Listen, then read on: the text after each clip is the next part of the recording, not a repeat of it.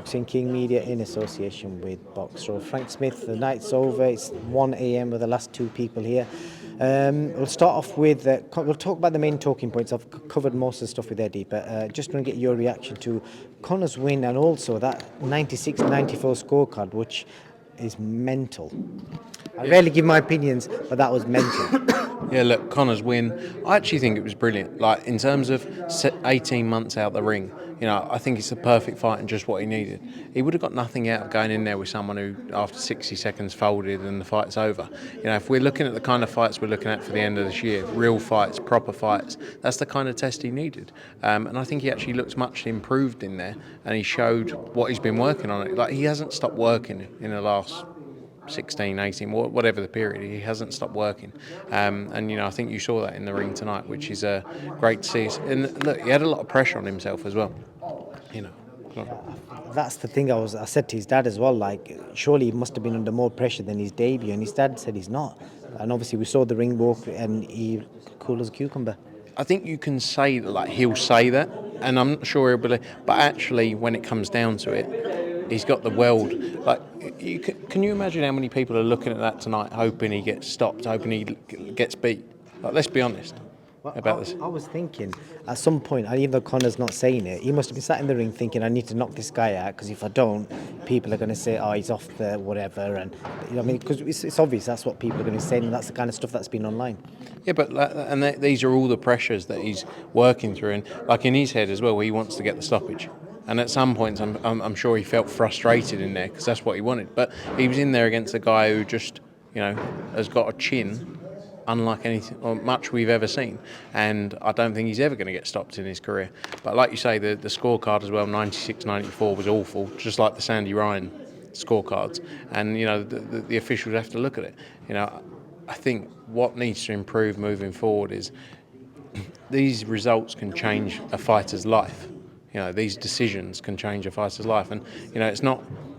The commission looking at it now isn't going to change tonight's decision, but it might do something for the future, for a fighter in the future, and ensure they don't have that happen. You know, because that's what it's all about. And I do think there needs to be improvements with commissions actually reviewing it and making tough calls, you know, when officials make bad mistakes. And then obviously going forward, Eddie suggested the date December the 23rd. What venues are we looking at? Because it's surely got to be a stadium, and then I'm thinking winter months. I know Tyson did it last year, but what are you guys looking at? Not me, someone else, mate. We're working on options now. You know, Cardiff is obviously the indoor option in the UK for big numbers. Could look at Wembley. Tottenham have got a game on that date, unfortunately. And there's also international locations we're looking at for the fight. Look, I believe people travel for this fight. I believe it's one of the biggest fights in British boxing. And, you know, I think it's going to be... It's huge. But there's still work to be done. And just moving on quickly, AJ Wilder. We spoke to Derek Chisora earlier on today in London. Our guy Raz spoke to him, and Derek has said that AJ Wilder is off the table, but Eddie said it's off the table for skills. There's suggestions that the people in Dubai might be, Abu Dhabi might be interested. Would they be willing to pay that kind of money? Because we've seen they seem to have like a smaller budget than the Saudis.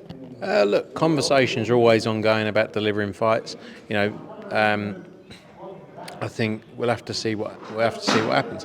That fight is definitely a fight still of interest, and I believe can get made. You know, whether it's next or another time. But yeah, we're always talking to Abu Dhabi and looking at options. He's nicely avoided that one.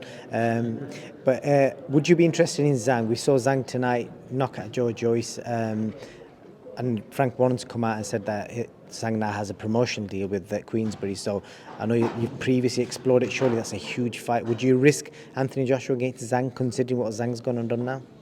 Yeah, look, I mean, I think Anthony Joshua will beat Zhilei Zhang. I don't think the fight's really there. I think look, it's kind of like I saw an interview with Joe Joyce earlier talking about he took a risk taking the Zhang fight. Bear in mind he was in the mandatory position. I don't know whether. Sorry. I don't know whether they're going to take the risk with Zhilei Zhang. You know, in tough fight. Like, I'm not saying they're wrong. Do you know what I mean? I'm saying I think that it's going to be a period of time as to when the world title fight comes up, though. You know, because it may look like they're looking to try and make Undisputed next. If they do that, then the IBF haven't delivered the opportunity for Hrgovic. That would be next after that. Then it would be the WBO after that.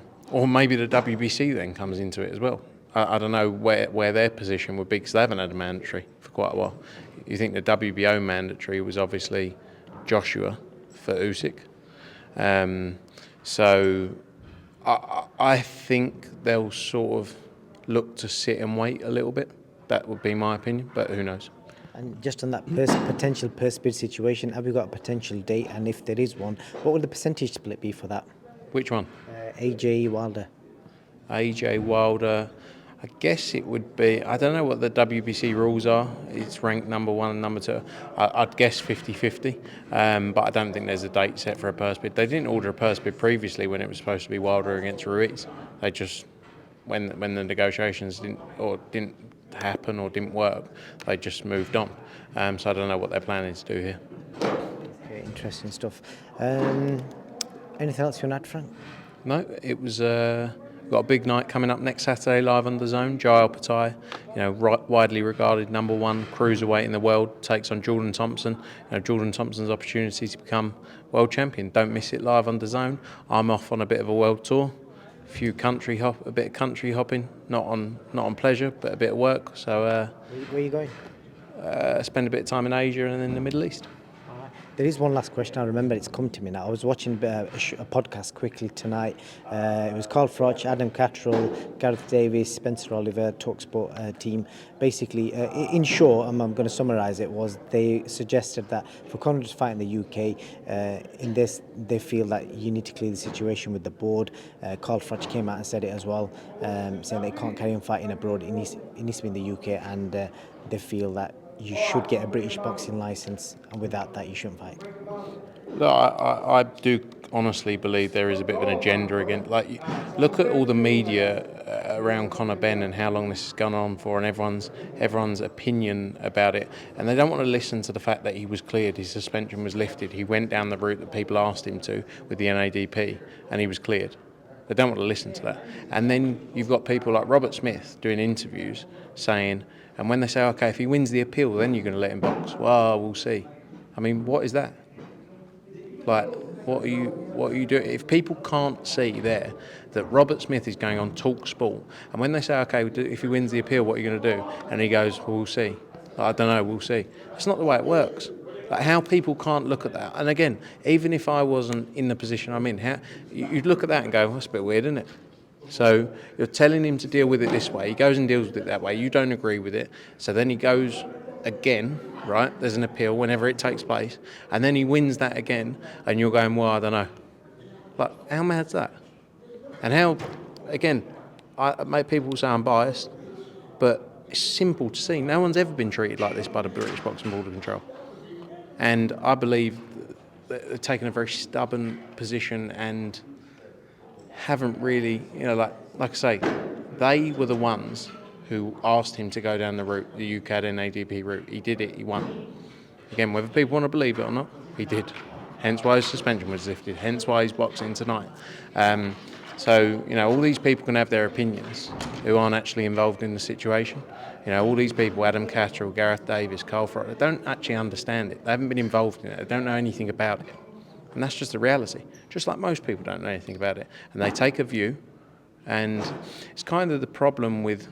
Just on that, when you keep saying they don't know anything about it, will they ever get to find out the full ins and outs, what reason was given, what it was? Because that's what people are demanding. Like, I'm going to give you an example, like a criminal case, right? So I go to court, get done, for something, and then and then I get off it, right? What? It's never public. Like, why does it have to? Why do I have to explain to everyone? I've gone down the route with the people who are specialists within these fields, and I've been cleared. Why should everyone see all the details of something that they don't actually understand? And that's my view. And it's just like with everything. Why does everyone feel entitled to be? Oh, I need to see this report. What's it got to do with you? You're a builder from and like it's like I don't get it, and I'll probably get stick for this, but that's the reality, isn't it? It's like, what's it got to do with you? You're not the adjudicator. You're a fan, and that's my frustration with it. Is all these people saying, "Oh, I want to see that. I want to see it." It's got nothing to do with you.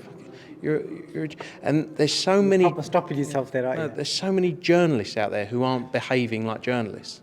They're taking, again, we can all have an opinion, but they're not presenting the facts. If you're presenting the facts, you say he was cleared and his suspension was lifted. He was. But there is an ongoing, but there's so many people who would say they're journalists, but they're not, and it's frustrating to see, but I'll get myself in trouble if I keep talking. Yeah, for the fact, I'm not a journalist, I'm a content creator. I just want to give you a chewing gum. It's my breath. No, because you liked him earlier, I thought I'd give you another one. Cheers, mate. Tata, American, Wrigley's, whatever. Wrigley, they're actually quite good. Double mint, these are. Did it last long? Yeah, all night. Frank Smith, appreciate your time. See you next week. Cheers, mate. Thank you.